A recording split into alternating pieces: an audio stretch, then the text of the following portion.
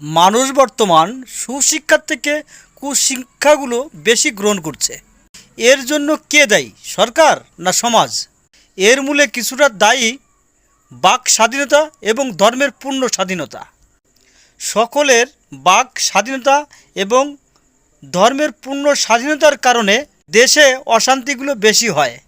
আমার অনুমান, যেমন অন্যান্য বই পুস্তকগুলো কিছু বছর পর পর সংস্কার করা হয়, ঠিক তেমনি ধর্ম পুস্তকগুলোও যদি এইরকমভাবে সংস্কার করা যেত, তাহলে দেশের এই অশান্তিগুলো কমে যেত। আমার মনে হয় সরকার যদি এমন একটা পদক্ষেপ নেয়, যেমন সমস্ত ধর্মের শিক্ষিত সমাজকে নিয়ে একটা কমিটি গঠন করে, এই কমিটির কাজ হবে সমস্ত ধর্মের বই পুস্তকের উপর নজর রাখা এবং বই পুস্তক 5 বছর অন্তর অন্তর সংস্করণ করা। যদি কোনো ধর্মগ্রন্থে কোনো খারাপ কিছু থাকে, সেগুলোকে সংস্কার করে সেগুলোকে ভালো করা, তাহলে আমার মনে হয় এই যে দেশে যত অশান্তিগুলো হয় এগুলো কমানো সম্ভব হবে।